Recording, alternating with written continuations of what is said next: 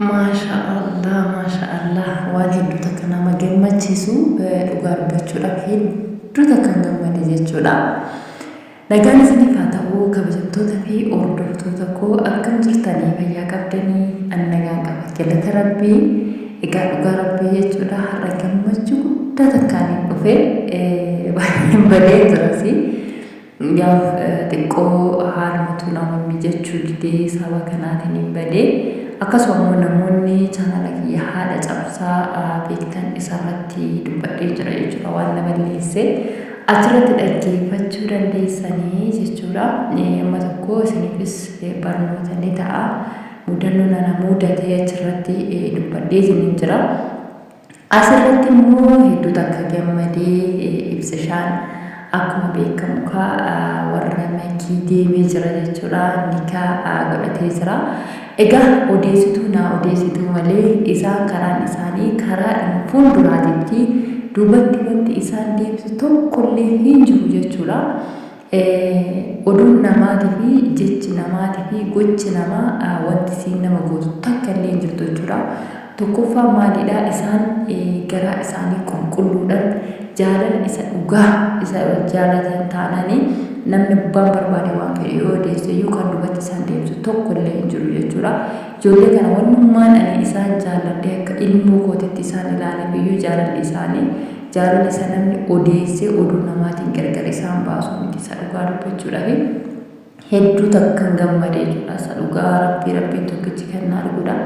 Hedduu takkan gammadee haalli naa mijatee raawwadhee gara miidiyaatti dhufee yoo dubbachuu baadhee naan ilaala jechuudha. Wantoota jiru hundumaa isaayyuu irra seenee iman ilaala. Neetwoorkii hinumaan qaba garuu yeroon dhabe yeroon itti taa'ee raawwadhee viidiyoo adda addaa hojjedhu yeroon itti taa'ee raawwadhee ajandaa adda addaa ilaalee raawwadhee irraa hojjedhu yeroo dhabe ajandaadhuma mataa kooti ofuma kooti fuuyyuu wanta tokko waan namaaf barumsa ta'u tokko yeroon itti taa'ee hojjedhu ni dhabe dhugaa rabbii jechuudha. Baay'ee haala cimtuu keessatu na qabattee jirti. Egaa rabbiin yoo jedhe immoo isa keessattis furmaata hin argadha jedhee abdiin qaba rabbirraa. Egaa rabbiin immoo nama gatu waan ta'eef jechuudha.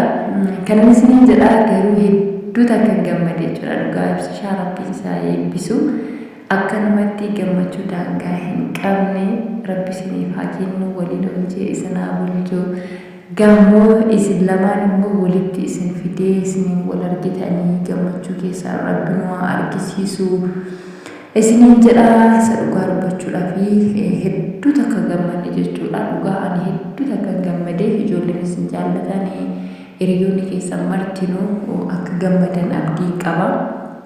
Akkuma ani gammadu isaanis ni gammadu waan ta'eef jechuudha.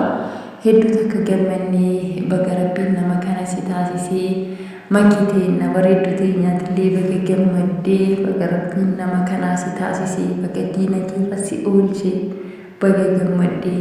Egaa afaan namaatii fi jecha namaa jalaa baga rabbiin si baasee siin jedha.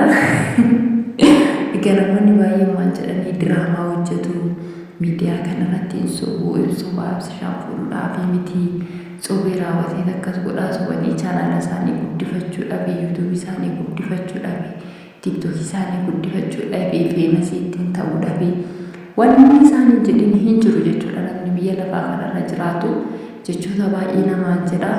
Garuu immoo isin akka karaa dhugaatiin deemaa jirtan itti argisiisaa jirtu wantoota baay'eedhaanii hedduu takka nama gammachiisa. Garuu immoo osoo makiinachi jiraattee isin waliin akkasittiin dhigaan godhame akka itti nutti gammachiisu kanaan daran jechuudha. Egaa ibsishaan kuwaasaa hojjetamuun isaa xiqqoo ilma namatti dhaga'ama. Haa ta'u malee immoo wanti hundinuuyyuu rakkina hin qabu gaafa guyyaan jedhee iddoo tokkotti walitti dhufani jechuudha. Amma malee immoo namoonni baay'een sobadha kan jedhan hin jiranii. Egaa ibsishaan immoo egaa chaanala isaa irratti viidiyoo nuuf gallakkisedhe abdii qaba. Viidiyoo garaagaraatiyyuu kan biraatiyyuu nuuf gallakkisaa jira waan ta'eef kan immoo akka inni nuuf gallakkisu abdii qabna jechuudha. Abdiidhaan eeggataa jirra. Akkuma kan koo jechuudha. Amma namoonni laphee keessan isiniin dhageettan jirtu Ani amma ibsishaan viidiyoo kana waraabee gillakkeessatti jechuudha. Irreen illee na qabu jechuudha. Amma akka biyyatti already sa'aatiin kan koo akkuma biyya dura jirutti jechuudha. Kan inni eegaa jiru sa'aatii meeqa isatti fakkaate amma sa'aatii kana sa'aatii 5 isa dhugaa dubbachuudhaaf sa'aatiin viidiyoo waraabaa jiru kana halkan keessaa sa'aatii 5 jechuudha. Already lafti bari'uudhaaf deemaa jira. Anaanis isiniin jedha kabajamtoota hordoftoota kan koo akkuma beekamu guyyaa baay'ee tokko biisii ta'a jechuudha. Halkan immoo hirribni na fudhattee deemti.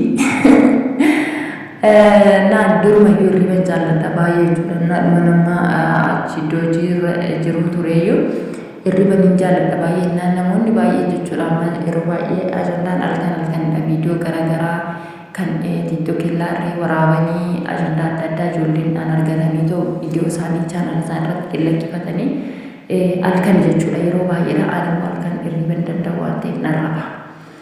Ammas jechuudha guyyaa asitti fiigaa oolee akkuma awwaamaa jijjiirama qabu sanatti fakkaate. Biyya bakkatti galeen jedha malee homaa jijjiirama qabu waanuma achi jiru natti fakkaataa jira jechuudha isa dhugaa dubbachuudhaaf. Kanaaf iyyuu jijjiirama takka illee hin qabu. Rabbiin immoo guyyaa tokko furmaata takka nuuf godha jedhee abdii hin qabu. Akkasii isiniin jedha kabajamtoota hordoftoota kan koo amma sa'aatii 5 jechuudha. Halkan keessaa akka biyya Dubaatiitti sa'aatii 5 jechuudha argitan lafti bari'uudhaaf deemaa jira. Akkasii isiniin jedha ibsishaa hedduutu akkasii gammannee nuti hiriyoonni keessanii hedduutu akka gammadee gara kootiin isa dhugaa rabbii jechuudha hedduutu akka gammadee rabbiin immoo kan kana nu agarsiisee cidha keessan nu argisiisu nama achiin ga'u rabbiin nu taasisu isinillee immoo rabbiin walitti isin fidee cidha akkasiin godhattanii cidha keessan arginu rabbiin nu taasisu hunda keenya jechuudha. Akkasii ibsishaa keenya beekaa keenya galatoomii dhugaa gammachiisti gammadii siin jedha.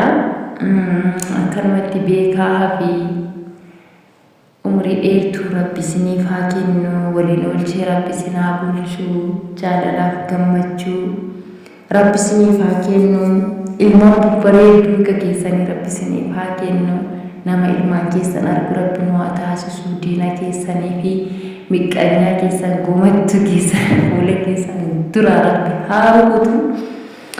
Akkasii rabbiin jaalala bareedduu takka isiniif haa kennu isiniin jedha yaa obboloota koo hedduu isin jaalladha hedduu isin kabaja. Fayyaa kanaaf ta'a namoonni haaraan gara chaanaala kanaa dhuftan sabiskiraayib godhaa laayik sheer naaf godhaa na jajjabeessaa.